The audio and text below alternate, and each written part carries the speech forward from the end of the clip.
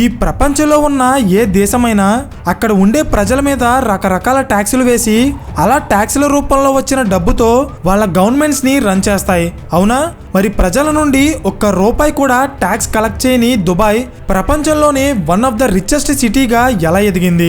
Dubai అనగానే మనలో చాలా మంది వాళ్ళ దగ్గర బోలెడంత ఆయిల్ రిజర్వ్స్ ఉన్నాయి, సో వాళ్ళు దాని నుండే అంత డబ్బు సంపాదిస్తున్నారు అనుకుంటారు. కానీ అది నిజం కాదు. ఎందుకంటే దుబాయ్ జీడిపిలో ఆయిల్ నుండి వచ్చే ఆదాయం కేవలం 1% మాత్రమే. అయితే మరి దుబాయ్కి ఇంత డబ్బు ఎలా వస్తుంది? 1971లో బ్రిటిష్ గవర్నమెంట్ దుబాయ్కి స్వతంత్రాన్ని ప్రకటించింది. కానీ అప్పటికే ఆ ప్రాంత పరిస్థితి చాలా అంటే చాలా దారుణంగా ఉంది. నిజానికి 1966లోనే దుబాయ్లో ఆయిల్ రిజర్వ్స్ కనుగొన్నప్పటికీ దానివల్ల దుబాయ్లో ఇమీడియట్గా ఎలాంటి మార్పు జరగలేదు.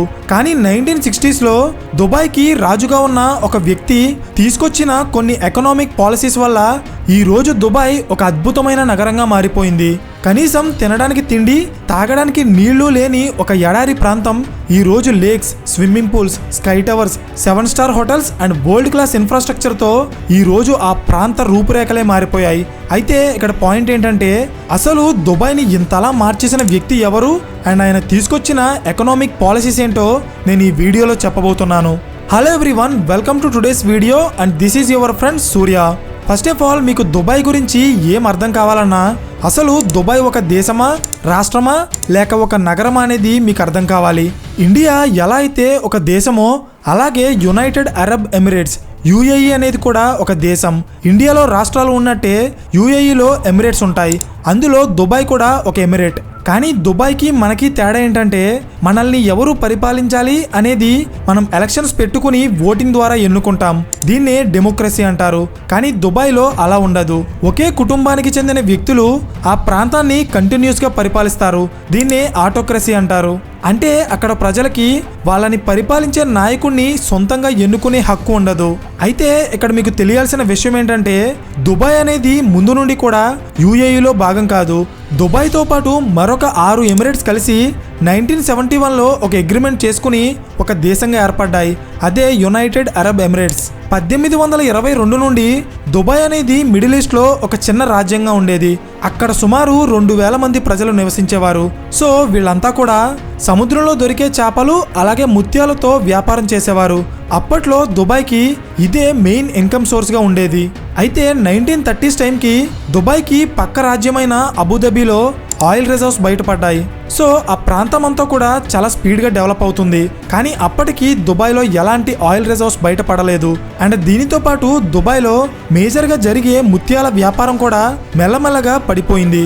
అండ్ 1945లో సయ్యద్ బిన్ ముక్టమ్ అనే వ్యక్తి దుబాయ్కి రాజుగా ఉన్న టైంలో దుబాయ్కి దాని పక్క రాజ్యమైన అబుదాబికి సరిహద్దు గొడవలు స్టార్ట్ అయ్యి ఈ 2 రాజ్యాలు కూడా యుద్ధాలు చేసుకున్నాయి. సో దీనివల్ల దుబాయ్ ఆర్థిక వ్యవస్థ మరింత బలహీనమైంది. ఒకవైపు అబుదాబి డెవలప్ అవుతుంటే మరోవైపు దుబాయ్లో ఉన్న ప్రజల జీవితాలు రోజు రోజుకి దిగజారిపోతున్నాయి. తినడానికి తిండి కూడా దొరకక చాలా మంది ప్రజలు దుబాయ్ నుండి ఆ చుట్టుపక్కల ప్రాంతాలకి వలస వెళ్ళిపోయేవారు. సో ఫైనల్గా 1947లో దుబాయ్కి అబుదాబికి జరుగుతున్న గొడవల్ని బ్రిటిష్ గవర్నమెంట్ సెటిల్ చేసింది. కానీ అప్పటికే దుబాయ్ పరిస్థితి చాలా దారుణంగా మారిపోయింది. అయితే 1958లో సయ్యద్ బిన్ ముక్టమ్ చనిపోయాక ఆయన కొడుకు దుబాయ్కి రాజయ్యారు. అండ్ ఆయన వల్లే ఎడారి దెబ్బలుగా ఉండే దుబాయ్ ఈ రోజు ప్రపంచంలోనే ఒక మహానగరంగా డెవలప్ అయింది. అయితే ఇంతకీ ఆ వ్యక్తి ఎవరనుకుంటున్నారా? ఆయనే షేక్ రషీద్. అయితే 1958లో షేక్ రషీద్ దుబాయ్కి రాజు అవ్వకముందు ఆయన ప్రపంచవ్యాప్తంగా అభివృద్ధి చెందిన ఎన్నో దేశాలు తిరిగారు. అయితే ఆయనకి ఫైనల్గా అర్థమైంది ఏంటంటే ఒక ప్రాంతం అభివృద్ధి చెందాలంటే అక్కడ ఇన్ఫ్రాస్ట్రక్చర్ అండ్ ట్రేడ్ అనేవి చాలా ముఖ్యం. సో 1958లో షేక్ రషీద్ దుబాయ్కి కింగ్ అయ్యాక ఆయన అక్కడ ఇన్ఫ్రాస్ట్రక్చర్ని డెవలప్ చేయడం స్టార్ట్ చేశారు. అయితే ఇక్కడ మీకు తెలియాల్సిన ఒక ఇంపార్టెంట్ విషయం ఏంటంటే బేసిక్గా దుబాయ్ అనేది న్యాచురల్గా ఒక స్ట్రాటజిక్ లొకేషన్లో ఉంది. అంటే Iran, Iraq, Kuwait, Khattar and Saudi Arabia ఇలా మిడిల్ ఈస్ట్లో ఉన్న గల్ఫ్ కంట్రీస్కి సముద్ర మార్గంలో ఏ షిప్ వెళ్ళాలన్నా అది ఖచ్చితంగా దుబాయ్ని దాటుకునే వెళ్ళాలి. సో ఈ అవకాశాన్ని క్యాష్ చేసుకోవాలనుకున్న షేక్ రషీద్ దుబాయ్ తలరాత మార్చేసే కొన్ని ముఖ్యమైన ప్రాజెక్ట్స్ నిర్మించారు. అవేంటో ఇప్పుడు చూద్దాం. Project number 1 Dubai creek expansion. దుబాయ్లో న్యాచురల్గా ఫామ్ అయిన ఒక క్రీక్ ఉంది. క్రీక్ అంటే సముద్రం ఒక నదీ పాయలాగా భూమి లోపలికి వచ్చి ప్రవహిస్తుందన్నమాట. అయితే ఈ క్రీక్ ఉండటం వల్ల చిన్న చిన్న పడవలు సిటీ లోపలికి వచ్చి అక్కడ స్లోగా బిజినెస్ డెవలప్ అవుతుంది. సో ఇది గమనించిన షేక్ రషీద్ ఆ క్రీక్ యొక్క లోతు వెడల్పు పెంచి చిన్న చిన్న పడవలతో పాటు పెద్ద పెద్ద షిప్స్ అండ్ వెజల్స్ కూడా వచ్చేలా చేసి ఆ ఏరియాలో కమర్షియల్ యాక్టివిటీని పెరిగేలా చేయాలనుకున్నారు. కానీ దీనికి చాలా డబ్బు ఖర్చు అవుతుంది అండ్ దుబాయ్ దగ్గర అప్పట్లో అంత డబ్బు కూడా లేదు. సో ఎలా అయినా తను అనుకున్న ప్రాజెక్ట్స్ కంప్లీట్ చేస్తే ఫ్యూచర్లో దుబాయ్ ఆదాయం పెరిగి ఆ ప్రాంతం డెవలప్ అవుతుంది అని బలంగా నమ్మిన షేక్ రషీద్ విదేశాల నుండి వేల కోట్ల రూపాయల అప్పులు తెచ్చి ఈ ప్రాజెక్ట్ని కంప్లీట్ చేశారు. కానీ ఈ ప్రాజెక్ట్ మీద ఇంత డబ్బు ఖర్చు పెట్టినందుకు చాలా మంది ఆయన్ని క్రిటిసైజ్ చేశారు. ఎందుకంటే అప్పటికే దుబాయ్లో నివసిస్తున్న ప్రజల పరిస్థితి చాలా దారుణంగా ఉంది. కనీస సౌకర్యాలు లేక ప్రజలు ఇబ్బంది పడుతున్న టైంలో దుబాయ్ రాజుగా ఉన్న షేక్ రషీద్ ప్రజల సంక్షేమానికి డబ్బు ఖర్చు పెట్టకుండా అభివృద్ధి కోసం డబ్బు ఖర్చు పెడుతున్నందుకు ఆయన్ని చాలా మంది క్రిటిసైజ్ చేశారు. కానీ దాని రిజల్ట్ ఏంటో చాలా తొందరలోనే బయటపడింది. అంటే గల్ఫ్ కంట్రీస్ కి వెళ్లే పెద్ద పెద్ద షిప్స్ అన్ని ఆ క్రీక్ ద్వారా దుబాయ్ లోపలికి రావడం వల్ల ఆ ఏరియాలో చాలా కంపెనీస్ పుట్టుకొచ్చి కమర్షియల్ యాక్టివిటీ పెరిగింది. Next project number 2 Dubai seaport. దుబాయ్లో ఒక సీపోర్ట్ నిర్మిస్తే గల్ఫ్ కంట్రీస్కి మెటీరియల్ తీసుకెళ్లే షిప్స్ అన్నీ కూడా ఫ్యూయల్ రీఫిల్లింగ్ కోసమో రిపేర్ కోసమో లేదా మెటీరియల్ లోడింగ్ అండ్ అన్లోడింగ్ కోసమో అవి దుబాయ్ సీపోర్ట్లో ఆగుతాయి. దానివల్ల అక్కడ ఎక్స్పోర్ట్స్ అండ్ ఇంపోర్ట్స్ పెరిగి ఆ ప్రాంతం బాగా డెవలప్ అవుతుంది. కావాలంటే ఒకసారి మీరే గమనించండి, ఇంటర్నేషనల్ పోర్ట్స్ ఉన్న ప్రతి ఏరియా కూడా కమర్షియల్గా చాలా అంటే చాలా వేగంగా డెవలప్ అవుతుంది. దీనికి కొన్ని ఎగ్జాంపుల్స్ చెప్తా చూడండి. ముంబై, కొచ్చి, చెన్నై అండ్ వైజాగ్ ఇలా సీపోర్ట్స్ ద్వారా కమర్షియల్ యాక్టివిటీస్ ఎక్కువగా జరిగే ప్రాంతాలు ఆయా రాష్ట్రాల్లో ఉన్న వేరే ప్రాంతాలతో సంబంధం లేకుండా చాలా వేగంగా డెవలప్ అవుతాయి. సో ఎగ్జాక్ట్గా ఇదే ఐడియాలజీతో షేక్ రషీద్ 1960s దుబాయ్లో పోర్ట్ రషీద్ అనే ఒక సీపోర్ట్ కట్టడం స్టార్ట్ చేశారు. కానీ సీపోర్ట్ నిర్మించడం అంటే అంత సాధారణమైన విషయం కాదు. దానికి చాలా డబ్బు కావాలి కదా. కానీ ఇక్కడే దుబాయ్లో ఒక మిరాకిల్ జరిగింది. అదేంటంటే 1966లో దుబాయ్లో ఆయిల్ రిజర్వ్స్ బయటపడ్డాయి. అయితే ఇది ఒక రకంగా దుబాయ్కి గుడ్ న్యూస్ అయితే మరొక రకంగా బ్యాడ్ న్యూస్. ఎందుకంటే దుబాయ్లో బయటపడిన ఆయిల్ రిజర్వ్స్ ఆ చుట్టుపక్కల ప్రాంతాలతో పోలిస్తే చాలా తక్కువ. కానీ ఇక్కడే షేక్ రషీద్ చాలా తెలివిగా ఆలోచించి ఆయిల్ ద్వారా వస్తున్న డబ్బుని ఇన్ఫ్రాస్ట్రక్చర్ని డెవలప్ చేయడానికి యూజ్ చేశారు. అంటే సీపోర్ట్స్ అండ్ బిల్డింగ్స్ని నిర్మించారన్నమాట. నిజానికి షేక్ రషీద్ థాట్ ప్రాసెస్ చాలా ఫ్యూచరిస్టిక్గా ఉంటుంది. ఎందుకంటే క్రూడ్ ఆయిల్ అనేది ఒక non renewable energy source and అది ఏదో ఒక రోజు అంతరించిపోతుంది. సో దాని మీద ఆధారపడుతూ ఒక ప్రాంతాన్ని పరిపాలించడమో లేదా డెవలప్ చేయడమో అంత సస్టైనబుల్ కాదు. అంటే అలా చేయడం వల్ల ఆ ప్రాంతంలో ఆయిల్ అయిపోయిన వెంటనే మళ్ళీ ఆ ప్రాంతం వెనకపడిపోతుంది. సో షేక్ రషీద్ ఏం చేశారంటే ఆయిల్ నుండి వస్తున్న ఆదాయం మొత్తాన్ని ఫ్యూచర్లో ఆయిల్ రిజర్వ్స్ అయిపోయినా దుబాయ్కి మాత్రం ఎలాంటి ఫైనాన్షియల్ ప్రాబ్లమ్స్ రాని ప్రాజెక్ట్స్లో ఇన్వెస్ట్ చేశారు.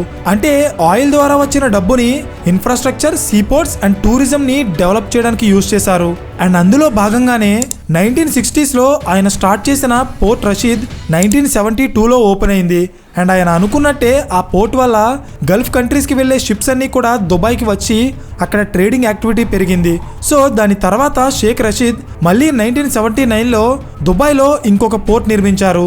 అదే జబెల్ అలీ పోర్ట్. ఈ జబెల్ అలీ పోర్ట్ అనేది దుబాయ్లోనే కాదు, మిడిల్ ఈస్ట్ కంట్రీలోనే అతిపెద్ద పోర్ట్స్లో ఒకటి. సో సీ పోర్ట్స్ పెరగడం వల్ల అక్కడికి వచ్చే షిప్స్ అండ్ ట్రేడ్ కూడా పెరిగింది. అయితే ఈ ట్రేడింగ్ యాక్టివిటీని ఇంకా పెంచడానికి షేక్ రషీద్ ఒక రెవల్యూషనరీ డెసిషన్ తీసుకున్నారు. అదేంటంటే దుబాయ్లో అతిపెద్ద పోర్టుగా ఉన్న జబెల్ అలీ పోర్ట్ని ట్యాక్స్ ఫ్రీ జోన్గా అనౌన్స్ చేశారు. అంటే ఆ పోర్ట్లో ఏదైనా షిప్ సరుకు తీసుకొచ్చినా లేదా అక్కడి నుండి సరుకు తీసుకెళ్లినా ఆ సరుకు మీద ఇంపోర్ట్ అండ్ ఎక్స్పోర్ట్ ట్యాక్స్లు ఉండవు. అయితే ఆయన తీసుకున్న ఈ నిర్ణయాన్ని కూడా చాలా మంది వ్యతిరేకించారు.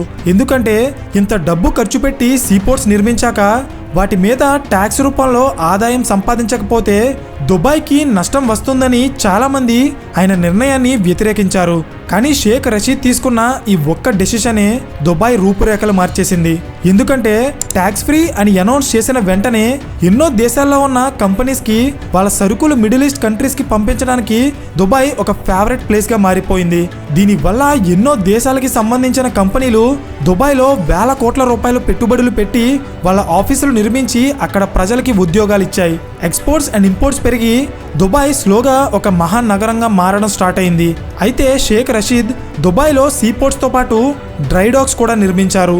అంటే సముద్రంలో కొన్ని వేల కిలోమీటర్లు ప్రయాణించే షిప్స్లో చాలా ప్రాబ్లమ్స్ వస్తుంటాయి. సో మన కార్స్ ఆర్ బైక్స్కి ప్రాబ్లం వచ్చినప్పుడు ఎలా అయితే ఒక మెకానిక్ షెడ్కి తీసుకెళ్తామో అలాగే షిప్స్ని రిపేర్ చేసే చోటునే డ్రై డాక్స్ అంటారు.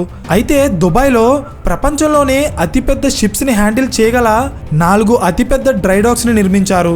నెక్స్ట్ షేక్ రషీద్ స్టార్ట్ చేసిన మరొక important project airlines. Sheikh Rashid కొడుకైన షేక్ మొహమ్మద్ తన తండ్రి దుబాయ్కి రాజుగా ఉన్న టైంలో షేక్ మొహమ్మద్ ఆయన కింద డిఫెన్స్ అండ్ సివిల్ ఏవియేషన్ ఇన్ఛార్జిగా పనిచేసేవారు. అయితే షేక్ రషీద్ దుబాయ్ని డెవలప్ చేయడానికి సీపోర్ట్స్ అండ్ డాక్ యార్డ్స్ మీద ఫోకస్ చేస్తే షేక్ మొహమ్మద్ ఎయిర్లైన్స్ ఇండస్ట్రీ మీద ఫోకస్ చేసి పాకిస్తాన్ సహాయంతో 1985లో ఎయిర్ ఎమిరేట్స్ అనే ఒక సంస్థని స్థాపించారు. ప్రెజెంట్ ఇది ప్రపంచంలోనే వన్ ఆఫ్ ద లార్జెస్ట్ ఎయిర్లైన్స్గా ఉంది. నెక్స్ట్ 1990s వచ్చేటప్పటికి దుబాయ్ ఎక్కువగా ఫోకస్ చేసిన ఏరియా టూరిజం.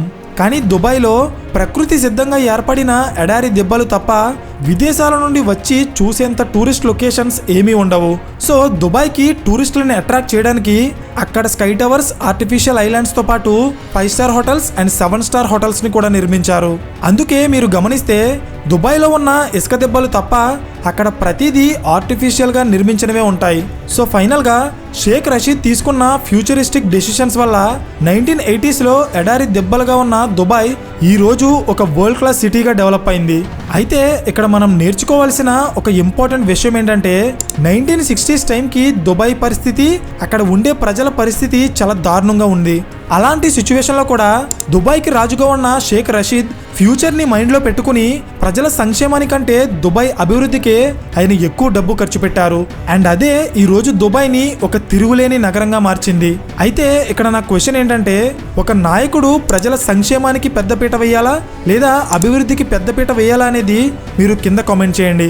అండ్ ఈ వీడియో మీకు ఇన్ఫర్మేటివ్గా అనిపిస్తే ఖచ్చితంగా లైక్ చేసి ఇలాంటి మరిన్ని క్వాలిటీ కాంటెంట్ కోసం ఛానల్ని సబ్స్క్రైబ్ చేయండి. పక్కనే ఉన్న గంట సింబల్ ఆన్ చేస్తే మేము వీడియో అప్లోడ్ చేసిన వెంటనే మీకు ఇమీడియట్ నోటిఫికేషన్ వస్తుంది. So thank you for watching and I will see you in the next video. Till then this is your friend Surya signing of.